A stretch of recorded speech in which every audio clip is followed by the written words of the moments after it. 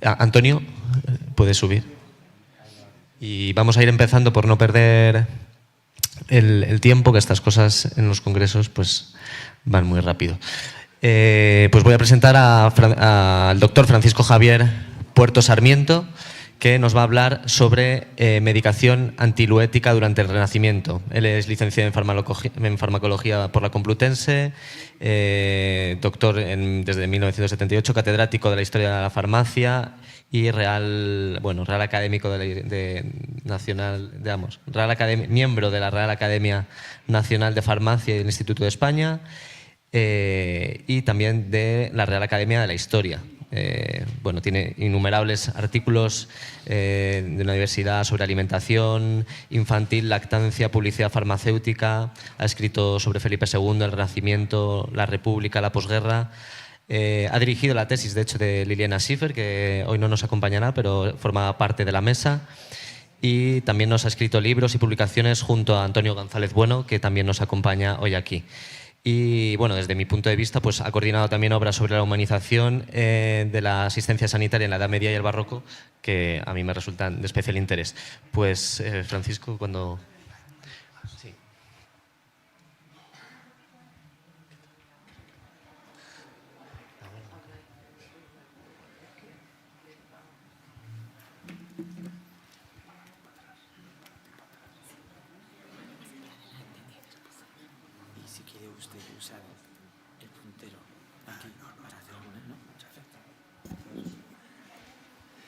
Muy buenos días, muchísimas gracias por su presencia aquí. Yo estoy por mi profunda amistad, casi de hermanos, con la doctora Cebes y con el doctor Viesca. Les voy a hablar muy rápidamente, porque me han dicho que tengo que emplear muy poco tiempo, de lo que estoy haciendo en la actualidad. Después de escribir un libro larguísimo sobre el cólera, pensé que iba a hacer un trabajo rápido sobre la sífilis y no ha sido así. Saben ustedes que la sífilis apareció en Europa 2 años después de la conquista de América, del descubrimiento de América. Y todavía en la actualidad se sigue diciendo si es una enfermedad viajera americana o no. Mi posición es que sí, pero saben que está sometido a discusión más que por historiadores, por microbiólogos. Hay una bibliografía importantísima y al final me di cuenta, después de pasarme un año leyendo bibliografía, que no hay otra posibilidad que leer los libros. Entonces hay un par de centenares de libros, casi todos en latín, lo cual con nuestros magros conocimientos de latín del bachillerato es complicado, si no fuera por la inteligencia artificial, que prácticamente es para lo único que sirve, porque engaña mucho, ya lo saben ustedes, si la utilizan en sus investigaciones. Aquí he puesto los autores que he leído ya,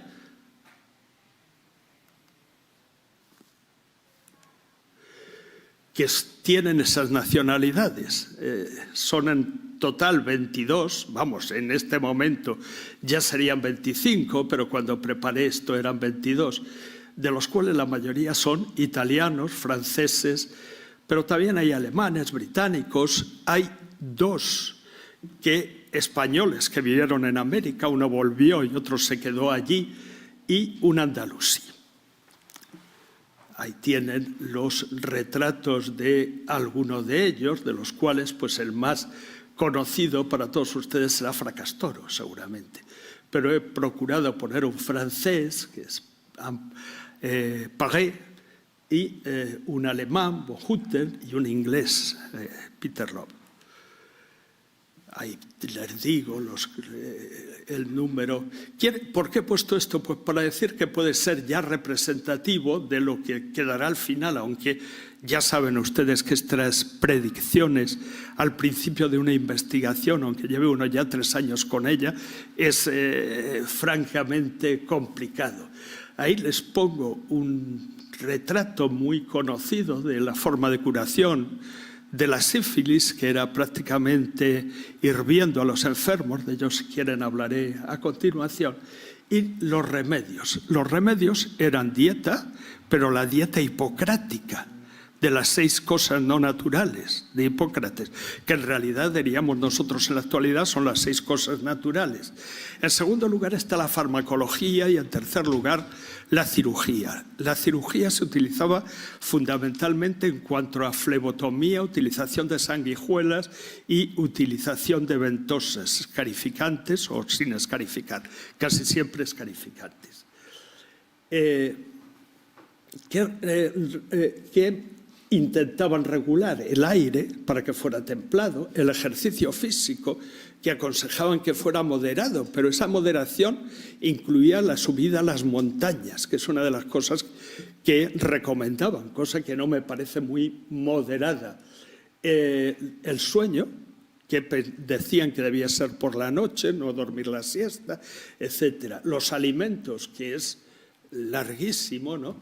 Las evacuaciones y las secreciones, que decían que si no eran naturales, pues se debían de forzar, y el estado de ánimo que obligaban o decían que era bueno que los sifilíticos estuvieran contentos, cosa absolutamente imposible con el tratamiento al que les sometían.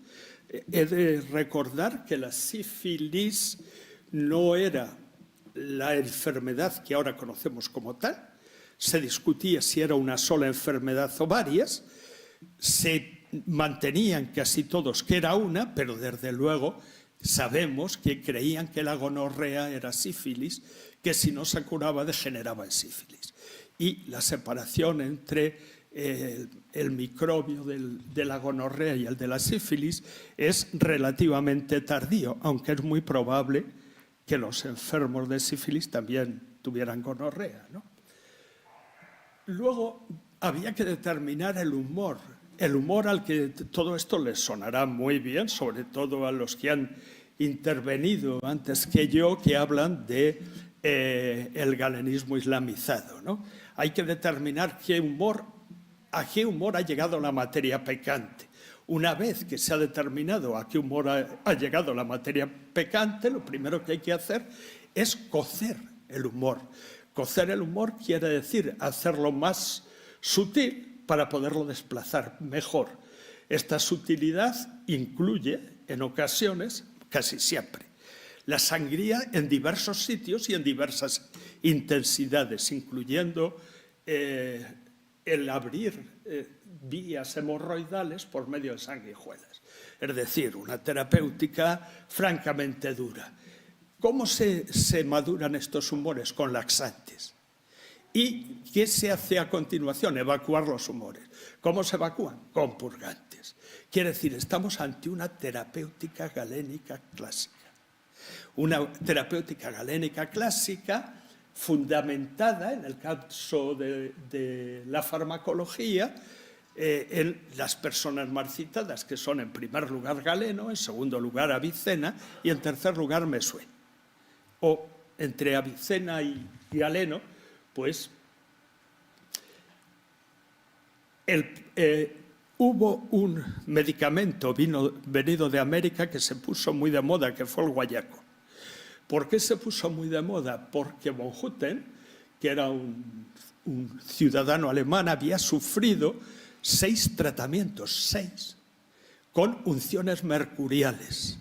Y había pasado de todo, lo que les pasaba, se les caían los dientes, en fin, unas cosas verdaderamente terribles. Y de pronto le trataron con guayaco y debió de coincidir el tratamiento del guayaco con una remisión de las que tiene generalmente la sífilis y el hombre lanzó las campanas al vuelo. En realidad se murió a los pocos años, como pueden suponer. En realidad el guayaco siguió ya con la raíz china y la zarzaparrilla, introducido en las terapias contra la sífilis, pero nunca como medicamento primordial. Bueno, ahí les he puesto unas cosas que a todos ustedes les sobran, que es la idea de los humores y la idea de los temperamentos, galenista, que es lo que enseñamos a nuestros alumnos en primero de historia, y 2 cosas de sangría, ¿no? La sangría se hace fundamentalmente como está indicado entre los griegos, es en la venda basílica de la mano derecha, generalmente. Los tratamientos con mercurio, el guayaco, la raíz de China y la raíz de zarzaparrilla, que si era americana solían decir falsa zarzaparrilla. ¿Qué medicamentos simples se utilizan? Del momento he visto 154. Como pueden suponer, esta es una tarea propia de gente con más paciencia que yo. Plantas, 122. Animales, 16. Y minerales, 16. Quiere decir, es un sistema galenista casi perfecto. ¿Qué es lo que falla? Muchas plantas, menos animales y menos minerales. ¿Qué falla? Que hay muchos minerales, mientras que en el galenismo no. En los medicamentos compuestos hay 532 y entre ellos fundamentalmente hay aguas, aceites, jarabes, píldoras, y ven que hay unciones y ungüentos, los que más, porque la terapéutica fundamental son unciones mercuriales. Ya me han llamado la atención de que tengo que dejar de hablar y lo hago con muchísimo gusto. Les agradezco mucho su atención.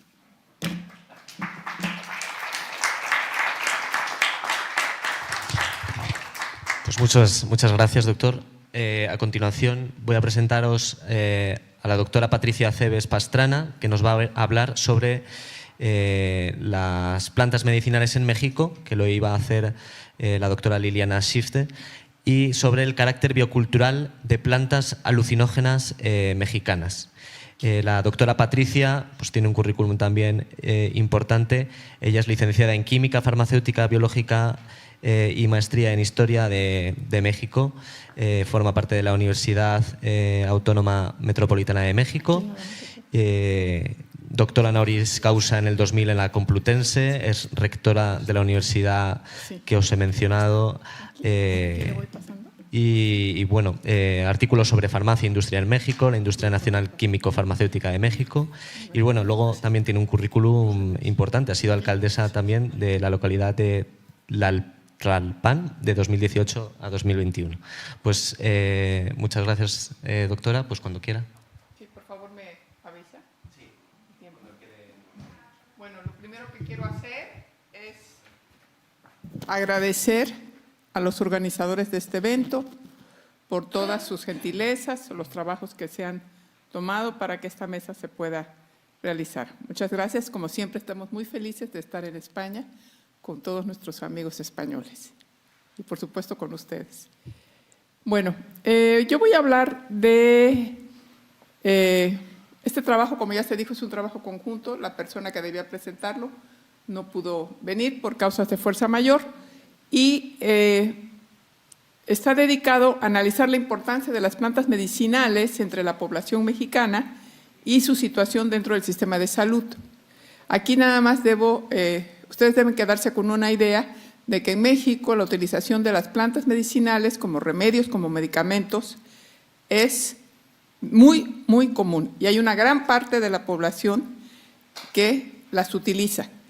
Entonces, el gobierno mexicano, en las últimas fechas, ya ha retomado estos medicamentos, los ha hecho parte de sus estrategias gubernamentales para que la población que las utiliza de manera natural, cotidiana y que lo ha hecho durante años, las pueda seguir utilizando, pero ahora de una manera segura y también eficaz y con calidad. O sea, porque se pueden vender preparados de plantas medicinales que pueden estar contaminados, que pueden tener metales pesados. Entonces, para evitar todo esto, el gobierno implantó toda una serie de proyectos de investigación dentro de lo que sería una de las más grandes instituciones gubernamentales de salud.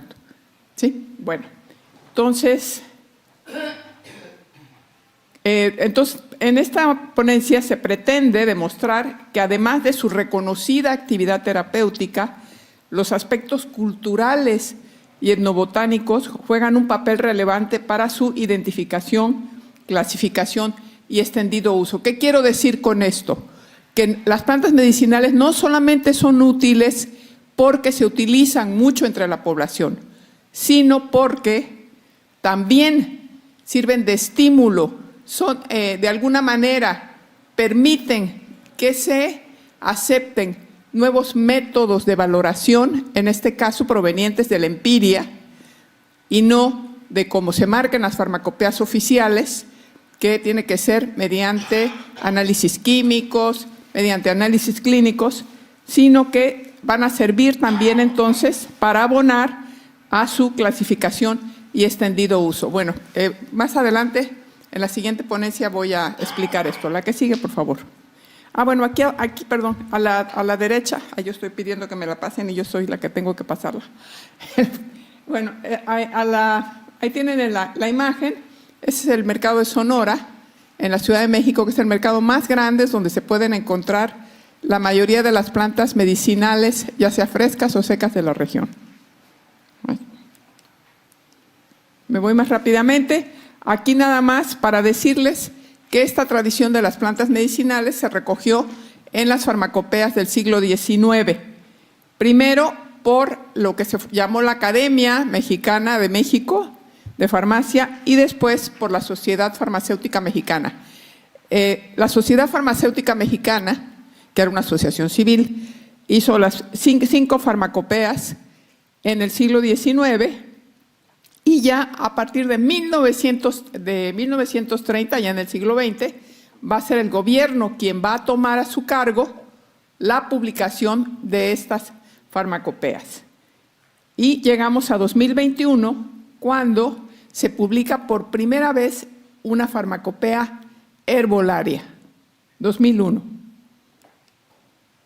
Aquí está la publicación, esta es la tercera en 2021 y ahora entonces esta farmacopea va aumentando el número de plantas medicinales. Porque ¿qué pasó? Ahorita lo vamos a ver en una gráfica.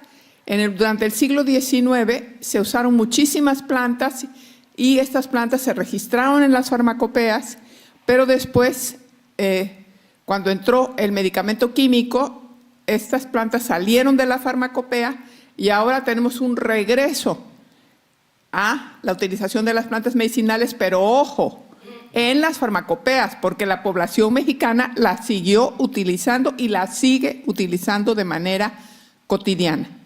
¿Sí? Bueno, entonces, ¿qué nos dicen en el prólogo los autores de esta edición? Dice, la herbolaria es un acto de reconocer las propiedades curativas de las plantas y recordar conocimientos ancestrales que han sido de gran utilidad durante nuestra historia como especie. Así tenemos que la herbolaria es un reflejo fidedigno de la cultura de cada país. O sea, el conocimiento que se tenga, ¿de qué depende? No de los físicos, de los químicos, no. De las plantas medicinales, esto depende de la cultura de cada país, de los miles de años atrás que los antepasados estudiaron las plantas medicinales también. Aquí hay un ejemplo muy bonito, este se llama la flor de las manitas. Esta ya estaba desde el Códice de la Cruz Badiano, publicación de 1500, ¿sí? Y bueno, aquí tiene su nombre todavía el náhuatl, Macpalxóchitl, y bueno, se utiliza para cuestiones del corazón, o también dicen en el mercado de Sonora, se utiliza para los nervios, ¿no? Entonces, los nervios no es una enfermedad, ¿no? Tampoco un síntoma, no sé, pero bueno, es muy efectiva.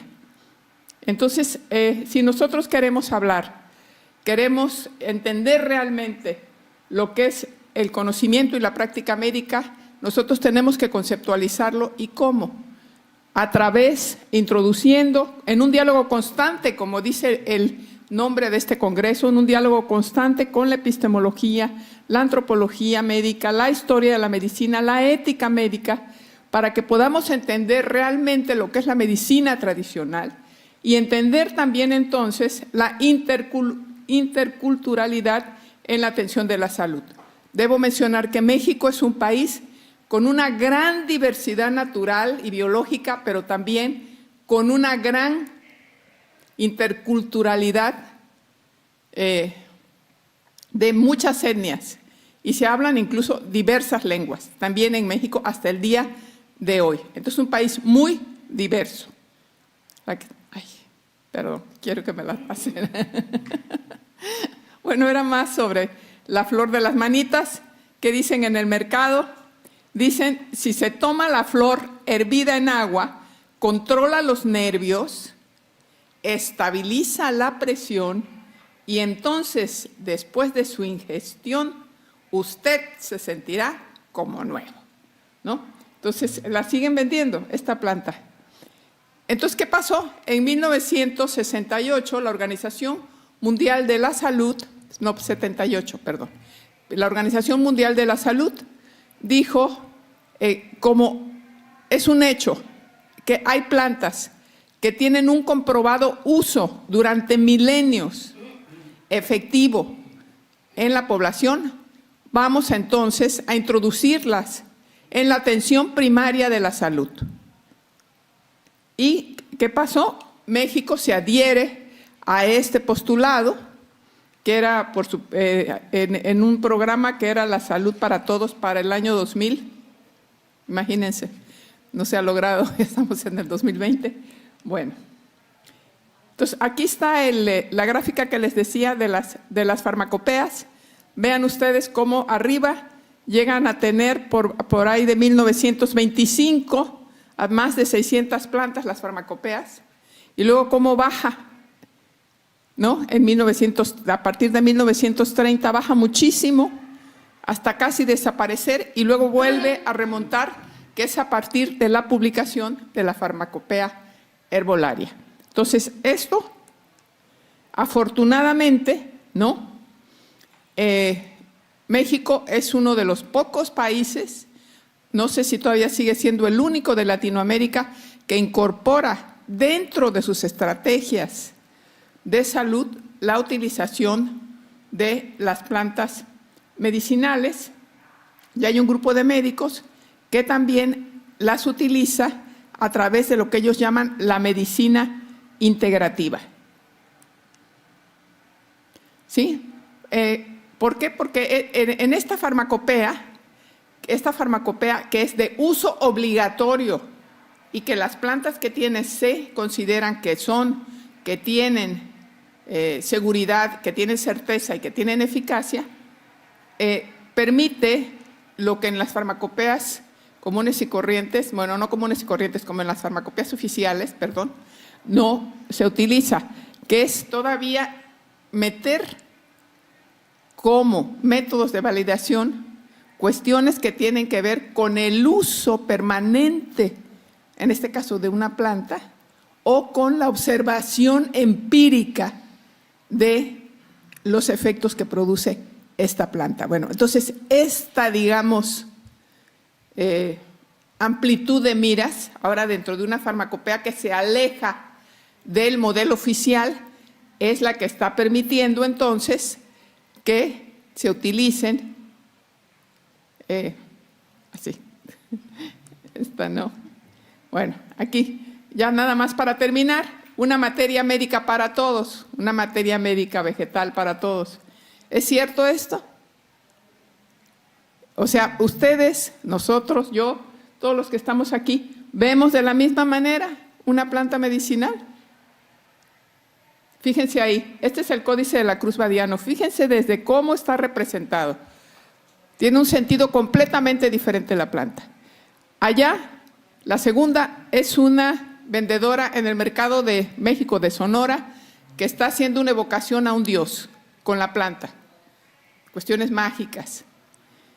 Allá, otra señora que simplemente la está cosechando porque la va a usar en su casa. Y en la parte de abajo la tenemos como una forma farmacéutica. O sea, no todo, no tiene el mismo significado, ni tiene la misma identidad, ni el mismo sentido para nosotros. ¿Sí? Entonces, no podemos decir que una planta es una cosa y que es igual para todos. No, depende de la cultura que cada quien tenga. Y bueno, ¿la que sigue? ¿Y ya? Ah, no. Termino. Bueno, aquí nada más un árbol.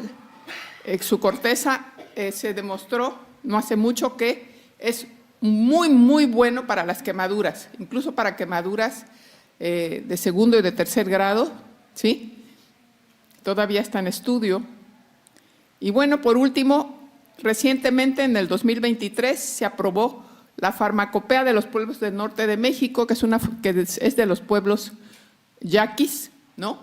Y por supuesto apoyada por el gobierno de México. Bueno, y ahí está un grabado de la medicina integrativa que trata de integrar los conocimientos de las plantas medicinales con los conocimientos actuales. Muchas gracias.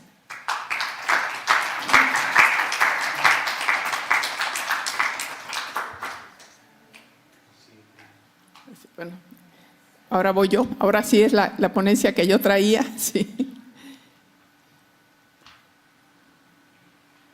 Pero no es esta. A ver. No, yo no veo nada. Sí, aquí. A ver.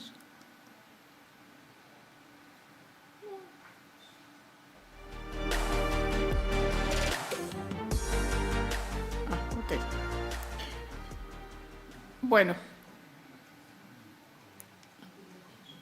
Bueno, entonces, regreso con las plantas medicinales. Esta ponencia se llama, pero no me regresa, aquí, el carácter biocultural de las plantas alucinógenas mexicanas entre la ancestralidad y la experimentación. Bueno,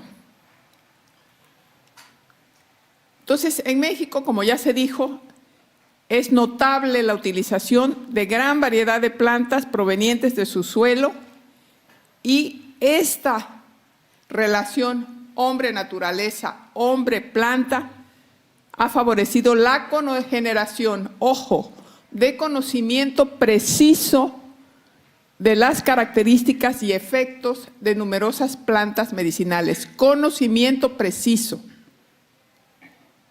Esta relación hombre-planta, entonces, como lo dice un investigador que aquí tenemos enfrente, hasta allá atrás, el doctor Carlos Viesca, como lo dice, no es extraño entonces que nuestros antepasados prehispánicos tuvieran un amplio y profundo conocimiento sobre la materia médica vegetal. Y ahí tenemos otra vez plantas del Códice de la Cruzbadiano de 1552, si no recuerdo, no mal recuerdo. La que sigue, por favor. Yo sí. Bueno, aquí tenemos otro mercado donde están las plantas medicinales utilizándose y donde se recuerda que la herbolaria es el uso empírico de las hierbas, de la flora medicinal, constituye, ojo, un amplio campo de conocimientos, prácticas y recursos a los que recurren personas con características heterogéneas para curar enfermedades muy diversas. La herbolaria expresa entonces tanto la diversidad natural y cultural de México como los diversos Méxicos de ayer y hoy, porque recoge todo este bagaje cultural ancestral. Las plantas no solamente son estructuras biológicas, adquieren sentido a través de la sociedad humana. La herbolaria entonces es un referente histórico relevante de nuestra identidad. Bueno, México posee alrededor de 35,000 plantas con flores, de las cuales se calcula que 7,000 tienen propiedades medicinales. La que sigo yo. Bueno, pero este conocimiento, ¿cómo ha dejado su huella? Ahí tienen ustedes a este Dios, que es el Dios del amor, el amor de las plantas, ¿sí? Y entonces veamos cómo en toda la figura, tanto en el pedestal como en la figura, tiene plantas alucinógenas y tiene también hongos, ¿sí? Por ahí están en su figura.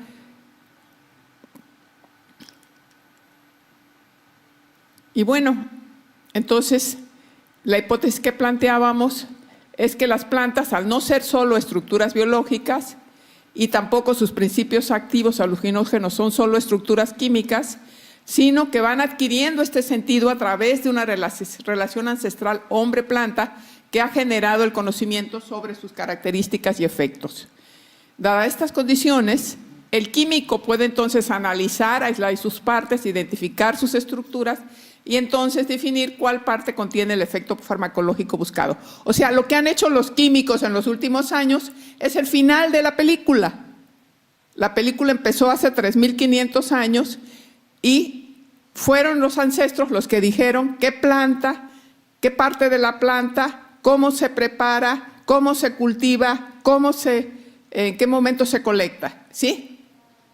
Entonces, hoy generalmente se le trata de dar más importancia a la parte química que a la parte cultural, que fue el origen de todo ese conocimiento. Entonces, este tipo de cuestiones no puede quedar así, hay que señalarlo muchas veces, porque aquí, y bueno, todos somos historiadores, pues la historia tiene un papel fundamental, ¿no?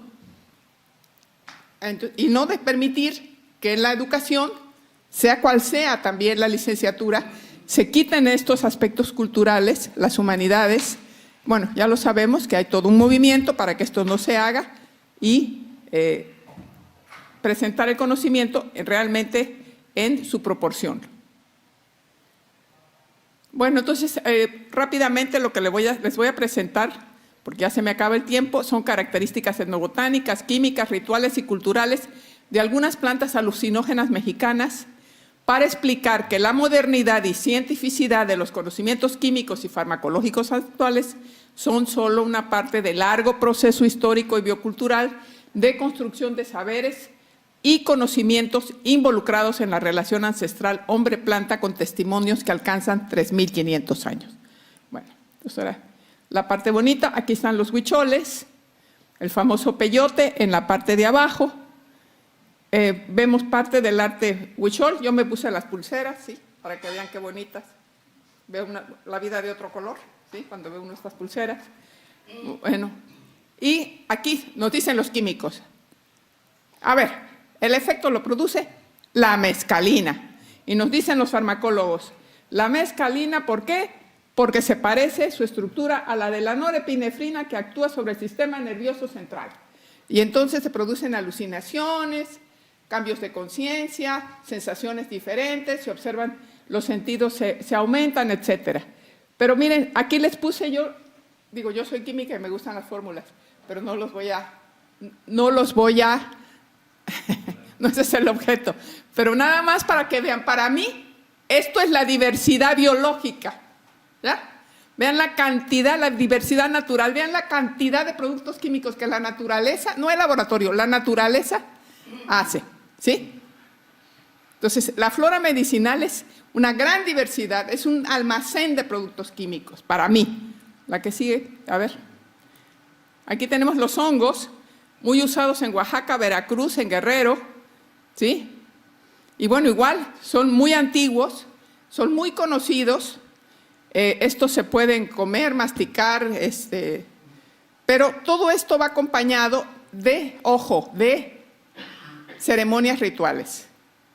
La gente que utiliza estos hongos no los usa para drogarse, los usa para comunicarse con las dioses, por eso se les llaman las plantas sagradas, y cuando ellos ingieren la planta dicen que Dios está dentro de ellos y que Dios les está hablando, que es Dios el que habla a través de las plantas, que las plantas en ese momento es el mismo Dios, el que quieran ustedes, pero el mismo Dios. Aquí está. O bien vienen los químicos, dicen, no, sí, el producto es la psilocibina, ¿sí? Y entonces ahí la ponen, ¿no? ¿Y por qué actúa? Pues porque se parece su estructura a la del neurotransmisor que está en el cerebro, que es la serotonina. Y ya, nos olvidamos de todo lo demás, de los años, de la cultura, de las ceremonias, nos olvidamos de todo. Y lo dejamos así de simple y de feo. No, pues es más bonito esto y aquello de allá, donde están el dibujo de los indígenas con los hongos. A mí me parece mucho mejor. Vean, aquí está la diversidad natural, ¿sí? que es la diversidad química, ¿no? Cantidad de estructuras. Vean a los niños cómo tienen los hongos, es parte de la cultura. Los niños no se están drogando, los niños están recogiendo, ayudándole a sus padres a recoger los hongos. ¿Sí? Aquí tenemos otra, una de las campeonas, el famoso Loliuki, que como ustedes van a ver, pues es el que contiene el ácido lisérgico, y de aquí Hoffman, por ahí de los 60s, entonces sintetizó el LSD. Y bueno, ya no contamos la historia del LSD porque ya todo el mundo sabe sus pros y sus contras. ¿Sí? Ya termino.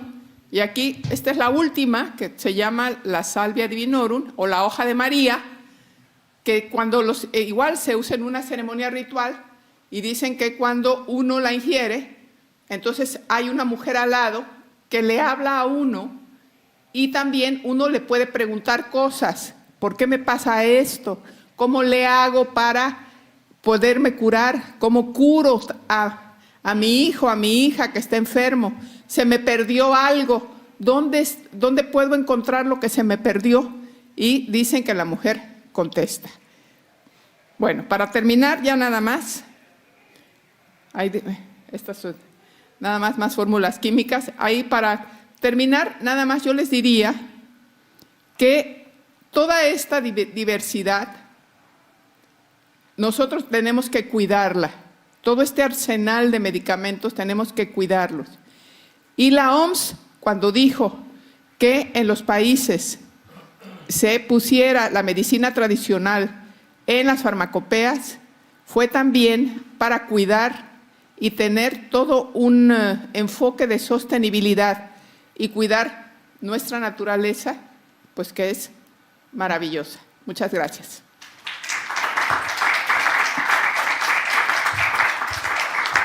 A continuación les presento al doctor Antonio González Bueno. Él nos va a hablar sobre la evolución de los laboratorios en España. Él es doctor por la Universidad Autónoma de Madrid en 1976, es profesor de Historia de la Farmacia y desde 2011 catedrático. Responsable del grupo de investigación interfacultativo Euresis, lleva a cabo un grupo de Historia de la Farmacia, Legislación del Medicamento e Historia de las Ciencias Naturales. Es presidente de la Sociedad de Docentes Universitarios de Historia de la Farmacia de España. En 2019, miembro de la Real Academia Nacional de Farmacia y del Instituto de España, y también miembro de la Real Academia de Historia. Ha sido galardonado con medalla de oro de la Real Academia Nacional de Farmacia y de la Slades Plaquette, un reconocimiento internacional. Y bueno, tiene publicaciones inmensas sobre la botánica, la autorización de la comercialización de medicamentos en el siglo XIX, la implicación de Bayer en el síndrome de aceite tóxico y una inmensidad, como digo, de publicaciones. Así que no te robo más tiempo. Antonio, muchas gracias. Bien, muchas gracias a ustedes por estar aquí. Muchas gracias al presentador. Yo hoy no les voy a hablar de historia de la botánica, les voy a hablar del proceso mediante el cual los laboratorios anejos se convierten en sociedades anónimas, centrándome en la situación del caso español, pero que puede generalizarse prácticamente a todo el Mediterráneo. El avance científico y social experimentado durante la segunda mitad del XIX trajo como consecuencia el desarrollo de tratamientos colectivos. Estos fueron científicamente posibles al conseguirse una mayor efectividad en la lucha contra las enfermedades y su implantación posibilitó la elaboración industrial a gran escala de unos productos hasta entonces conocidos como remedios secretos, por cuanto su fórmula permanecía oculta al público general. Los fabricantes de medicamentos del entorno mediterráneo trataron de acelerar y rentabilizar sus tradicionales procedimientos de elaboración manual, utilizando aparatos y maquinaria que, por regla general, tan solo permitían la mecanización de algunas de sus etapas productivas. La recepción, al menos en el caso hispano, la constituye la industria farmacéutica militar. Es una excepción porque está construida sobre modelos de fabricación germanos, con soluciones industriales bien distintas a las que desarrolló la sociedad civil. Para las grandes fábricas de colorantes centroeuropeos, el medicamento surge como resultado de su planificación química general, como un objetivo más en su diversificada superestructura, el cual necesita de una vestimenta adecuada, de una forma farmacéutica precisa para su comercialización. Para las industrias mediterráneas, la vestimenta es precisamente el fil y las sustancias químicas no son más que las materias primas para elaborar su producto final. Por lo tanto, mientras la industria del medicamento en los países centroeuropeos es esencialmente químico-farmacéutica, la de los países bañados por el Mediterráneo gira en torno a la farmacia, y mientras la primera se sustenta en la química orgánica, la segunda lo hace en la tecnología farmacéutica. El modelo triunfante fue el de los países centroeuropeos, esencialmente por su capacidad para responder a los principales criterios industrializadores: mecanización, reproductibilidad, rentabilidad, elaboración al por mayor y una tendencia a la implantación de un único proceso productivo con la utilización de maquinaria de funcionamiento continuo. La industria desarrollada en el ámbito mediterráneo, aunque en ocasiones cumpliese alguna de estas condiciones necesarias para la fabricación a gran escala, nunca pudo hacer frente a las potentes fábricas inglesas y alemanas. La propia idiosincrasia del colectivo farmacéutico francés, español o italiano, más propenso a la elaboración individualizada, limitaría o incluso haría fracasar una apuesta industrializadora propia. La consecuencia inmediata de este modelo productivo fue una masificación poco operativa en la oferta de medicamentos. Las empresas españolas son más pequeñas que las de los otros sectores y esto es debido al modelo imperante en nuestro país. Muchos laboratorios pequeños, bien anejos, bien independientes, todos de corte galénico, en lugar de grandes laboratorios químicos para la fabricación de materias primas de uso industrial. En el desarrollo de la industria mediterránea del medicamento tiene su base en estos laboratorios anejos, surgidos en las reboticas de las farmacias, pequeñas industrias locales, con un ámbito geográfico de abastecimiento muy limitado, proclives a la elaboración de fórmulas mediante procedimientos escasamente estandarizados, caracterizados por su escasa capitalización y poca mano de obra. La respuesta del fabricante que había iniciado su producción en los laboratorios anejos a sus farmacias para adaptarse a las nuevas condiciones exigidas por el mercado comenzó segregando de la rebotica el área de fabricación que instaló en un espacio urbano más proclive al sector industrial, aunque manteniendo la denominación de anejo al pertenecer ambas instalaciones al mismo propietario. Este concepto de laboratorio anejo con instalaciones fabriles segregadas de la farmacia de procedencia fue asimilándose progresivamente a un laboratorio independiente, del que se diferenciaba porque la propiedad, no la responsabilidad técnica, podría corresponder a un grupo inversor no necesariamente constituido por capital farmacéutico. Se inicia así el abandono de los esquemas intraprofesionales y comienza a adaptarse modelos de actividad propios de grandes empresas, organizadas como sociedades anónimas, con una diferencia clara entre el personal técnico y el núcleo capitalista. El proceso se desarrolló en España durante los años de la dictadura franquista, particularmente aquellos laboratorios, anejos e independientes, que habían logrado adquirir una cierta cuota de mercado. Estos serán adquiridos por empresas societarias, generalmente de capital nacional, aunque algunas veces este carácter nacional sea solo de carácter ficticio, y en otras suponga el reconocimiento a socios que por su proximidad al régimen pudieran colaborar al adecuado éxito empresarial. Los laboratorios anejos, generalmente carentes de instalaciones donde poder desarrollar una fabricación reglada de medicamentos, continuaron en funcionamiento en España hasta que, tras la publicación del Reglamento sobre Laboratorios, Registro, Distribución y Publicidad de Especialidades Farmacéuticas, publicado en el verano de 1963, dictado en consonancia con las tendencias de liberalización económica del momento, en definitiva una consecuencia más del Plan de Estabilización de 1959, se endurecieran las características que debía de tener la industria farmacéutica y, por tanto, se hicieran más duras las visitas de inspección y, por ende, las sanciones impuestas que no en pocas ocasiones conllevaron al cierre del establecimiento. Se unió a ello la propia evolución vital de sus propietarios, de los propietarios de estos pequeños laboratorios farmacéuticos, generalmente en manos de una sola persona, cuya final de la instalación queda vinculado al fallecimiento de su propietario. La progresiva concentración de espacios productivos condujo en un momento de un auge en la comercialización de medicamentos en España a una disminución del número de estructuras. De los 827 laboratorios vigentes en los inicios de 1940, en general al inicio de la dictadura española, pasaron a ser unos 663 en 1975, el año en que falleció Francisco Franco. El sector, por tanto, pasó de una empresa individual, gestada exclusivamente con capital farmacéutico, a una mediana y pequeña empresa, aún escasamente capitalizada, con no excesiva mano de obra, en la que el capital quedaba en manos de una sociedad limitada, en ocasiones de carácter familiar, donde el capital ajeno a la farmacia comenzaba a participar, para derivar así en industrias más grandes, con mayor número de obreros y cuyos recursos financieros se logran mediante un sistema de acciones abierto a todo tipo de capital. Nada más, muchas gracias.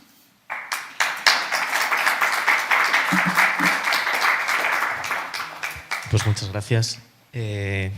Si quisiera alguien ahora intervenir para hacer alguna pregunta, pues que vaya levantando la mano. Yo tengo alguna pregunta por aquí apuntada, la verdad es que muy interesante. Sí. Damos turno. Hola, magníficas presentaciones, gracias por la información. Para la doctora Cebes, una pregunta. ¿Qué hay acerca de los efectos adversos y colaterales en la tradición del uso de las plantas? Sabemos que ya los productos elaborados como sustancia química tal, pues ha sido fácil conocerlos, estudiarlos. Pero ¿qué hay del uso total de una planta, como lo tradicional, respecto a efectos colaterales y adversos? Sí, precisamente con la publicación de la farmacopeia herbolaria, ahí ya se introducen plantas que tienen todos los estudios químicos y clínicos, incluidos los efectos adversos. Entonces son plantas que son oficiales, que se utilizan como medicamentos oficiales, o sea que se garantiza entonces la seguridad. Eso fue a lo que yo me referí, y que algunos países tienen ya hechos esos estudios. En Francia, en Alemania, tienen farmacopeas herbolarias, aquí también en España, ¿no? ¿No? Bueno, pero en otros países, incluso en México, nosotros utilizamos los extractos de las plantas francesas, por ejemplo, que son los que tiene el laboratorio algunos laboratorios, del ingeniero Ebrard, por ejemplo, ¿no? Entonces, esas plantas está certificado que no van a tener efectos adversos. Pero para las demás, precisamente para evitar los efectos adversos y que también no vayan a cambiar la planta, porque hay un problema de identificación ahí y de clasificación. Si te dan otra planta, entonces también puedes tener efectos adversos. ¿Sí? Perdón si no fui claro, pero mi pregunta va encaminada al uso empírico de las plantas. ¿Qué información hay de los efectos adversos o colaterales? No de las que están, sino de las anteriores que aún no están incluidas, que son la mayoría. Porque lo que yo sé es común que uno hable, esta planta es para la diabetes, esta es para el mal de orín, esta es para aquello, pero en los propios lugares, mercados donde lo venden, no te dicen, pero tenga cuidado porque produce cálculos renales, por ejemplo.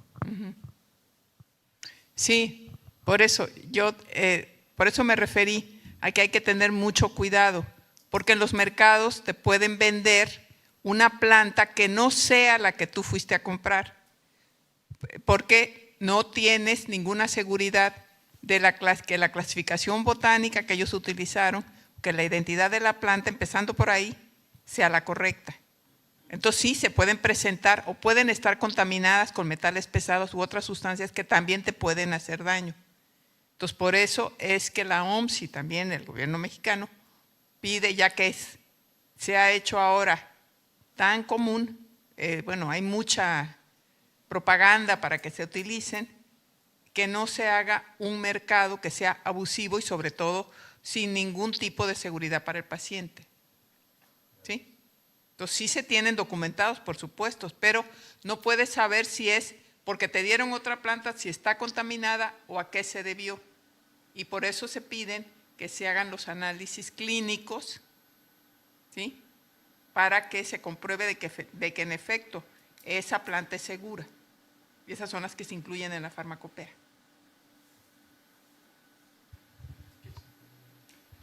Sí, yo quería hacerle un comentario claro a la doctora Cebes. Cuando nos ha descrito y representado el árbol de las manitas, inmediatamente me ha venido a la cabeza algo que estaba latente en su comunicación, que es una apropiación incompleta del uso de esa planta. Estaba recordando el famoso artículo de Humboldt, donde describe precisamente, de acuerdo con el sistema linneano, el árbol de las manitas, y cómo en esa idea de particular forma de entender la ciencia elimina de la descripción todo lo que va unido al rito y a la utilización propia de esa materia, y se limita a hacer una descripción linneana de la planta y a especificar los usos locales. Y me gustaría que insistiera o que me comentara más acerca de esa apropiación que de alguna forma los científicos europeos realizan, quizás por desconocimiento, quizás por propia ideología, no lo sé, se lo pregunto, del uso tradicional, ancestral de las plantas americanas. Sí, de hecho también Monardes y Hernández la mencionan, pero le quitan precisamente toda la parte que tiene que ver con los aspectos etnobotánicos y culturales y mágicos y todo, lo quitan, ¿sí? Y bueno, refiriéndome a lo de la farmacopea herbolaria del pueblo yaqui de 2023, la publicación de esta farmacopea también se hace para evitar que incluso las transnacionales ahora vengan y se queden, ¿no? Tomen esas plantas, las estudien, aíslen, ¿no?, el producto químico y digan, bueno, como yo fui el primero que lo aislé, pues ahora lo patento y ahora yo me hago dueño de ese saber. Entonces, en el acto en el que se dio a conocer la farmacopea herbolaria de los pueblos yaquis, se dijo, la secretaria de gobierno dijo esto es para evitar que ahora otras personas vengan a apropiarse de este conocimiento que es de este pueblo yaqui y le pertenece al pueblo, a esa comunidad, no le pertenece a las farmacéuticas. Y bueno, esto se dio desde el siglo XVIII, tú lo sabes bien, y lo lamentamos, todos lo lamentamos, porque hay un desconocimiento por una parte de los europeos a reconocer los conocimimientos de los pueblos indígenas de América, pero también hubo un desconocimiento, bueno, no un desconocimiento porque sí sabían, ignoraron también otros países, ¿no?, que fueron los españoles los que recuperaron todo este conocimiento y después, desgraciadamente, los que aparecen como los grandes botánicos o descubridores de las propiedades de estas plantas, pues son otros países y aparecen en otras farmacopeas y en otras publicaciones europeas que no son las españolas, ¿no? Entonces esto es algo que compartimos y lamentamos profundamente, ¿sí? Porque no negamos nuestro pasado colonial, por supuesto que no, ¿sí?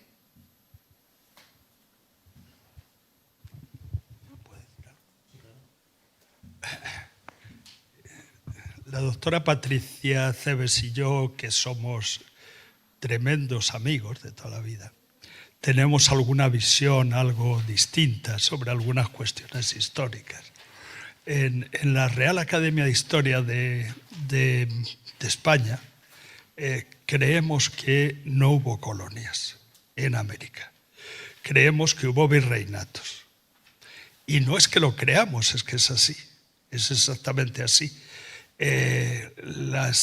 España tuvo colonias en África, pero no las tuvo en América, porque el virreinato de Nueva España era tan español, aunque hubo algunas prácticas que podríamos poner en duda, por ejemplo, el mandar siempre virreyes de la península, pero era tan español como el Reino de Castilla, aunque no se plasmó constitucionalmente hasta la Constitución de 1812.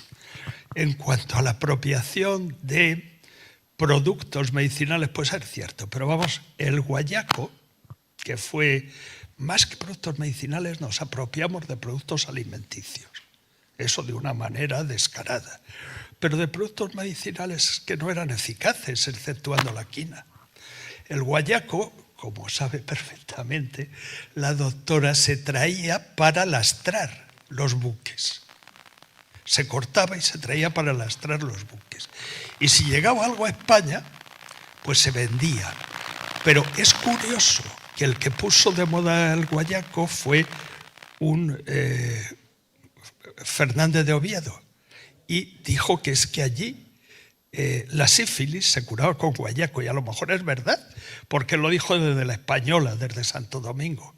Pero en Nueva España, un médico que estuvo mucho tiempo como director del Hospital de Sifilíticos de México, dijo que nunca se debía de utilizar el guayaco, sino el mercurio. ¿Por qué? Dice, pues porque los indígenas no lo utilizan. Entonces, ¿qué sucedía? Primero, no servía. Seguramente no servía, es un sudorífico. Y sabemos que el treponema, a partir de los 47 grados, muere. Entonces, puede elevarse mucho la temperatura y se les tenía en una estufa, y a lo mejor en parte era útil. Pero la mayoría de los medicamentos que vinieron de América hacia Europa, exceptuando la quina, no sirvieron para nada. De manera tal que en México Hernández hizo lo que hizo porque estaba harto de que llegaran los medicamentos españoles en mal estado.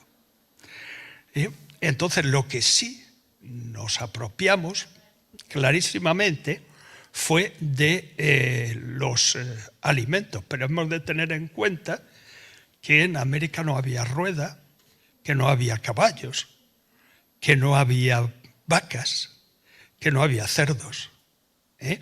Y aunque en la actualidad hay gente que también a esas introducciones las quieren ver desde el punto de vista colonial, pues yo no solo me resisto, sino me niego a aceptarlo. No sé si Patricia quieres decir algo. No sé si el doctor Viesca quiera añadir algo.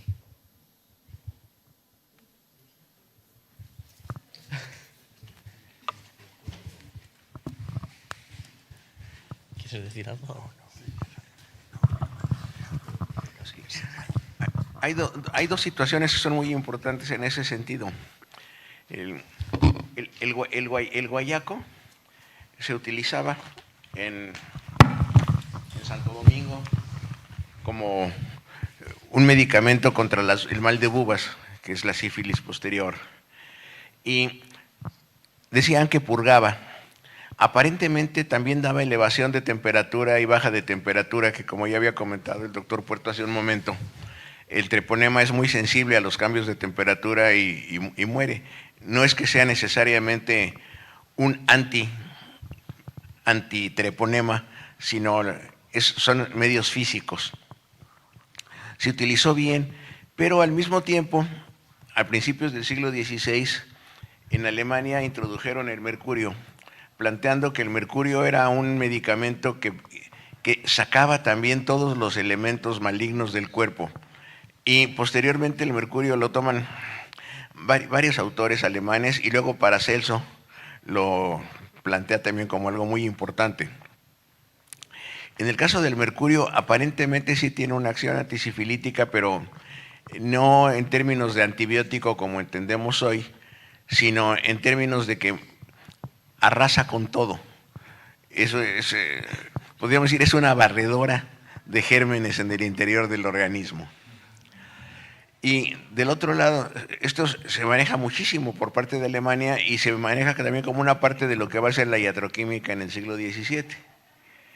Y quedaba el tercer gran medicamento, que era la zarzaparrilla, que era utilizado en México, en Michoacán, y de ahí viene la zarzaparrilla, la especie americana, que se compara con la que existía en Europa, pero que en ese tiempo ya era muy difícil de conseguir, estaba prácticamente en extinción. Y se renueva trayendo planta de allá, pero también sembrándola aquí y distribuyéndola ampliamente. El caso de la zarzaparrilla también, la utilización, y vimos en el trabajo del doctor Puerto una estufa que se utilizaba para el tratamiento, en donde se daba zarzaparrilla en diferentes fórmulas y diferentes maneras. En el libro de Nicolás Monardes nos da 3 o 4 maneras de prepararla para darla a los pacientes. Pero lo importante era que se metieran en esa especie de estufa, que hay varios diseños, en México era el temazcal, acá se reproducen estufas de diferentes modelos, para que el paciente entrara a sudar y a sudar copiosamente. Entonces aquí volvemos a tener los dos elementos, alta y baja de temperatura y deshidratación de los medios intercelulares, que lo hacían también verdaderamente efectivo. Esto ya por ahí de 1934-35 se estuvo estudiando en los laboratorios farmacológicos y primero llegaron a la conclusión de que no servía para nada porque no era un antitreponema específico en términos de la farmacología de ese momento. Pero se tuvieron que esperar 20 años de estudios para plantear que el elemento no era químico anti el microbio, sino era un tratamiento físico que elevaba y bajaba la temperatura y deshidrataba. Gracias.